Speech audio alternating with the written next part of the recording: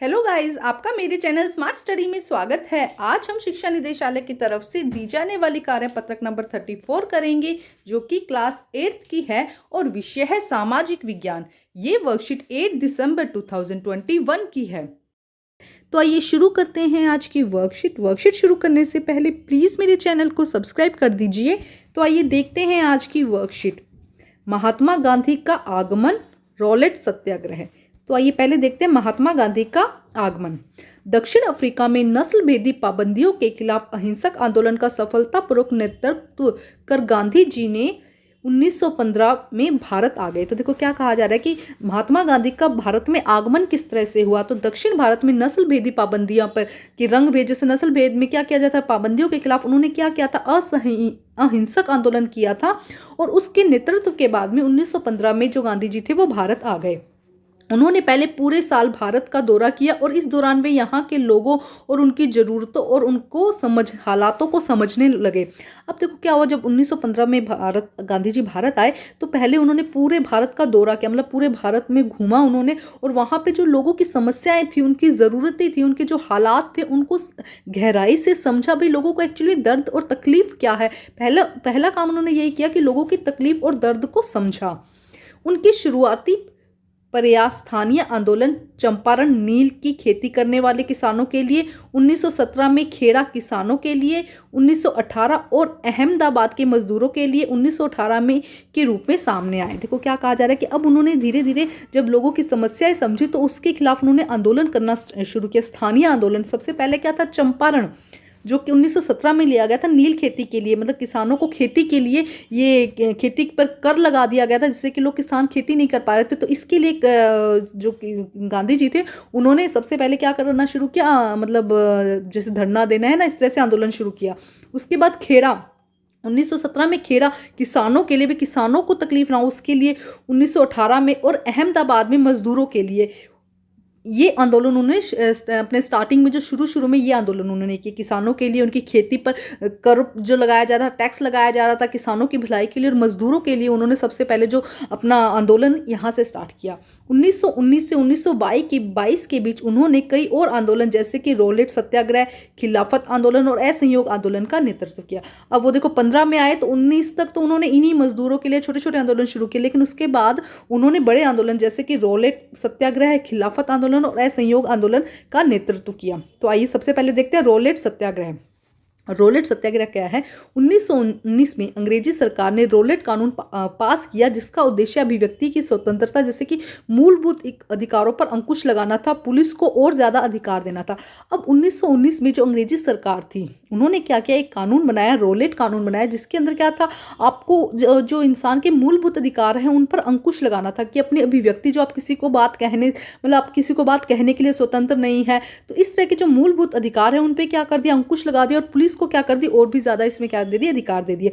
गांधी जी ने लोगों से आह्वान किया कि इस कानून का विरोध करने के लिए 6 अप्रैल 1919 को अहिंसक विरोध के द्वारा अपमान और याचना दिवस के रूप में मनाया जाए और हड़तालें की जाए। अब इस पे गांधी जी ने क्या कहा, गांधी जी को ये बात अच्छी नहीं लगी कि भाई किस तरह से आप जो उनके मौलिक अधिकार हैं, जो मूलभूत आवश्यकताएं हैं, मूलभूत अधिकार है, उस पर रोक लगा सकते हो।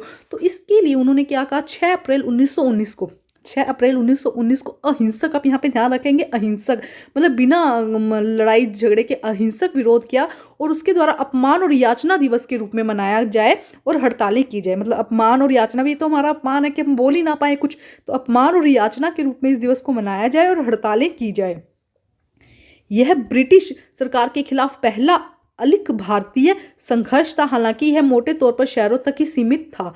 अब ये क्या हुआ, एक अभी तक तो क्या था, छोटे छोटे आंदोलन थे भी किसानों के लिए, मजदूरों के लिए, लेकिन ये एक अखिल भारतीय, मतलब पूरे भारतीय का संघर्ष का पहला आंदोलन था, जो मोटे तौर तक कहाँ था, अभी तक ये बात सिर्फ शहरों तक ही, मतलब लोगों ने शहर में जो थे, बड़े बड़े शहर थे, वहीं पर ये आंदोलन शुरू हो पाया।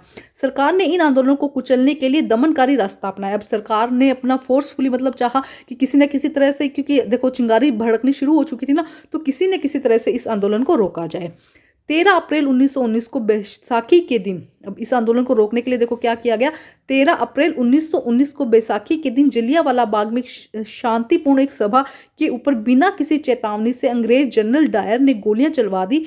कई सारे लोग मारे गए, जिसमें बुजुर्ग और बच्चे भी शामिल थे। ये घटना तो आपने, जलियांवाला बाग की घटना तो जरूर सुनी होगी। तो देखो क्या कहा गया। अब इस तरह से सबने क्या किया था, जो रोलेट कानून चला था उसके अगेंस्ट गांधी जी ने बोला था कि भाई सब इसके लिए आंदोलन करो और अहिंसक आंदोलन करो। तो अब इसके लिए क्या हो रहा था देखो, मतलब और देश की आज़ादी के लिए धीरे धीरे बात चलनी शुरू हो गई थी। तो 13 अप्रैल 1919 को क्या हो रहा था कि एक मीटिंग बुलाई गई थी, एक शांतिपूर्ण सभा बुलाई गई थी, ठीक है, जलियांवाला बाग में, अमृतसर में है जलियांवाला बाग में एक शांतिपूर्ण सभा बुलाई गई भी, किस तरह से क्या स्कीम चलाई जाए, किस तरह से किया जाए। तो पीछे से क्या हुआ था, जो उसका मुख्य दरवाजा था वहां से जनरल डायर ने आया और उन्होंने अपने जो बाकी सैनिक थे उनको, आपने देखा भी होगा कई बार पिक्चर वगैरह में देखते हैं ना, पीछे से गोलियां चला दी, जिसमें कितने बुजुर्ग बच्चे सभी शामिल थे, बिना मतलब कोई अहिंसा नहीं की थी उन लोगों ने, वो तो सिर्फ कोई भी हिंसा नहीं की थी, मतलब वो तो क्या कर रहे थे, अपनी बात कर रहे थे और पीछे से आकर उन्होंने गोलियां चला दी थी। तो बहुत सारे लोग इसमें मारे गए थे। तो उन 13, ये डेट याद रखिएगा कब की घटना है, 13 अप्रैल 1919 में, ठीक है। इस जनसंहार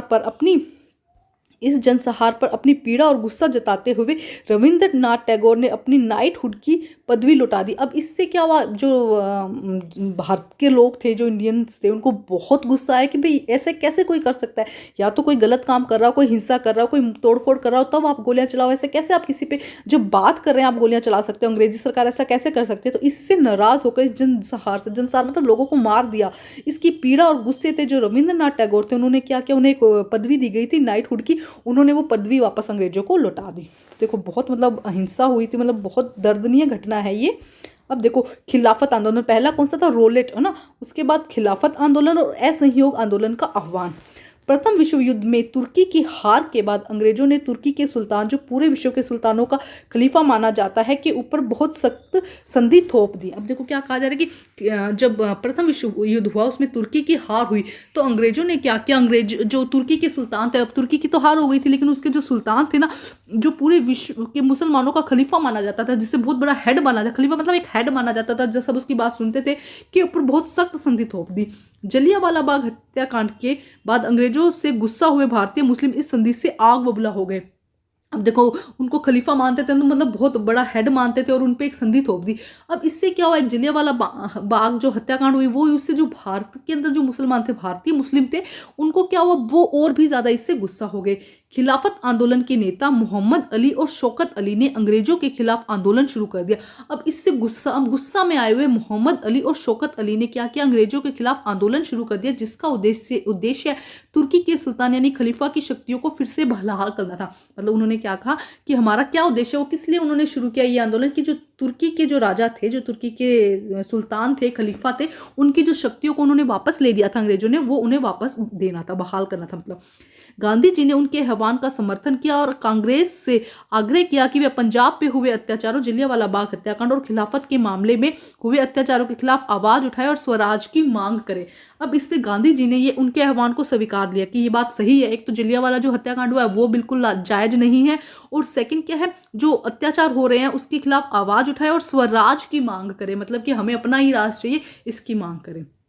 तो देखो अभी शुरुआत है कि किस तरह से ये आंदोलन हुआ या किस तरह से हमें आज़ादी मिली, बहुत मुश्किलों से हमें आज़ादी मिली, तो उसके बारे में स्टेप बाय स्टेप हम इस चैप्टर में देखेंगे।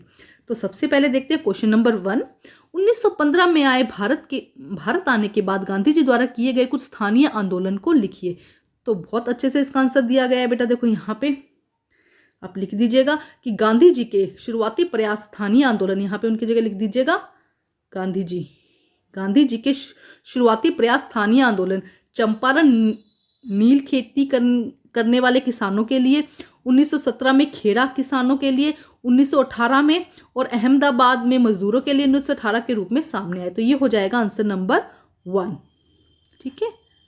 अब देखते हैं प्रश्न नंबर 2, रोलेट कानून का भारतीय नेताओं ने विरोध क्यों किया था बेटा, देखो अभी हम समझ चुके हैं जो रोलेट कानून क्या था, भारतीयों की जो अब जो धीरे धीरे ब्रिटिश सरकार के खिलाफ जो आंदोलन शुरू हो चुका था, जो जिससे चिंगारी भड़क चुकी थी ना, उसको जो अंग्रेज सरकार थी वो उसको बंद करना चाहती थी, उसको रोकना चाहती थी, इसलिए उन्होंने रोलेट कानून लगाया भी कोई बात ही ना कर सके। तो उसको रोकने के लिए क्या किया गया, ये जो भारतीय नेताओं का विरोध, भारतीय नेता ने इसका विरोध किया हड़ताल करके, इस तरह से मतलब इस तरह से उन्होंने क्या किया, इसका विरोध किया। तो देखते हैं इसका आंसर नंबर 2। तो देखिए आंसर क्या होगा बेटा इसका, मार्च 1919 में यहाँ पे लिख दीजिएगा, मार्च 1919 में रोलेट एक्ट में भारत में राज कर रही ब्रिटिश सरकार द्वारा भारत में उभर रहे राष्ट्रीय आंदोलन को खत्म करने के उद्देश्य से ये कानून बनाया गया। क्यों बनाया गया था? मार्च 1919 में रॉलेट एक्ट में भारत पर राज कर रही जो ब्रिटिश सरकार थी उसने देखा कि जो ये राष्ट्रीय आंदोलन उभर रहा है उसको खत्म करने के उद्देश्य से ये कानून बनाया गया। इस कानून का विरोध करते हुए देश की कई हड़तालें, जुलूस और प्रदर्शन होने लगे। गांधी जी ने इन व्यापक हड़ताल का आह्वान भी किया। गांधी जी ने क्या किया? इसके लिए व्यापक हड़ताल किया। इसीलिए क्या कर रहे थे जो भारतीय नेताओं ने इसका विरोध किया था? मेन कारण क्या था कि अब जो राष्ट्रीय आंदोलन उभर रहा था ना उसको खत्म करना चाहती थी अंग्रेजी सरकार, इसीलिए उन्होंने ये जो रॉलेट एक्ट था उसको पास किया था और इसके लिए भारतीय नेताओं ने इसका विरोध किया था। यह है आंसर नंबर 2। अब हम करते हैं प्रश्न नंबर 3। प्रश्न नंबर 3 देखते हैं क्या कहा गया है बेटा।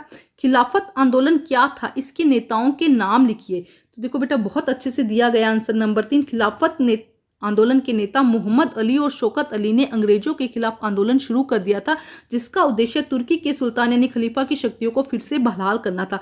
तो ये हो जाएगा आंसर नंबर 3। खिलाफत आंदोलन क्या था? किसने दिया था? मोहम्मद अली और शौकत अली ने दिया था। उनका उद्देश्य क्या था? भी तुर्की के जो नेता थे, सुल्तान थे, उस पर जो भी पाबंदियां लगाई गई है उन्हें वापस से क्या कर दिया जाए, उन्हें फ्री कर दिया जाए, बहाल कर दिया जाए। प्रश्न नंबर 4। गांधी जी ने असहयोग आंदोलन का आह्वान क्यों किया? असहयोग आंदोलन का आह्वान क्यों किया था? क्योंकि जो पंजाब पे या जो अत्याचार हुए थे, जो अंग्रेजों जो अत्याचार कर रहे थे उनको क्या किया जाए, उनको रोका जाए, इसलिए उन्होंने क्या किया था? इसका आह्वान किया था। तो आंसर देखिए बेटा क्या होगा। असहयोग आंदोलन, पहले तो हम समझते हैं क्या था। भारत में अंग्रेजी सरकार भारतीयों के सहयोग से चलती थी। अंग्रेजी हुकूमत में विभिन्न सहयोगों को रोकना ही असहयोग आंदोलन था। अंग्रेजी सरकार है, उनके कामों को रोकना ही क्या था? असहयोग आंदोलन था। ब्रिटिश भारत की सभी राजनीतिक, सामाजिक और आर्थिक संस्थाओं का बहिष्कार, जिससे कि सरकारी तंत्र ठप हो जाए, इस आंदोलन का मुख्य उद्देश्य था। इसीलिए गांधी जी ने क्या किया था? असहयोग आंदोलन का आह्वान किया था, जिससे कि क्या हो, ब्रिटिश जो सरकार है उसकी राजनीतिक, सामाजिक और आर्थिक संस्थाओं का क्या हो, बहिष्कार हो जाए, जिससे कि सरकारी जो तंत्र है वो ठप हो जाए। इसीलिए गांधी जी ने असहयोग आंदोलन का क्या किया था? आह्वान किया था। अब हम करते हैं प्रश्न नंबर 5। प्रश्न नंबर 5 देखते हैं। आपके विचार में गांधी जी ने खिलाफत आंदोलन का समर्थन क्यों किया होगा? क्यों किया होगा बेटा? क्योंकि वो क्या चाहते थे कि देखो जो उनके खिलाफत आंदोलन में जो अत्याचार हुए हैं, या जो पंजाब के जो जलियांवाला बाग का हत्याकांड हुआ है उस पर क्या हो सके, उसके लिए आवाज़ उठाई जाए, उसके खिलाफ आवाज़ उठाई जाए और स्वराज की मांग की जाए। तो यहाँ से इसका आंसर हो जाएगा आंसर नंबर 5। देखिए क्या हो जाएगा बेटा। गांधी जी ने, यहाँ पे लिख दीजिएगा, खिलाफत आंदोलन का समर्थन इसलिए किया क्योंकि वह पंजाब पर हुए अत्याचारों, जलियांवाला हत्याकांड और खिलाफत के मामले में हुए अत्याचारों के खिलाफ आवाज उठाए और स्वराज की मांग करे। जो लोग थे वो क्या करें, इनका खिलाफत के, देखो यहाँ पे ये यहीं से लिख लीजिएगा बेटा। गांधी जी ने यहाँ पे खिलाफत आंदोलन का समर्थन इसलिए किया क्योंकि वह कांग्रेस से आग्रह किया कि वह पंजाब के हुए अत्याचारों और खिलाफत के मामले हुए अत्याचारों के खिलाफ आवाज उठाए और स्वराज की मांग करे। तो ये हो जाएगा आंसर नंबर 5। तो बेटा आज की जो वर्कशीट है वो कंप्लीट होती है। वर्कशीट कंप्लीट करके अपने टीचर से चेक कराइए और प्लीज़ मेरे चैनल को लाइक कीजिए, सब्सक्राइब कीजिए और शेयर कीजिए। Thank you students.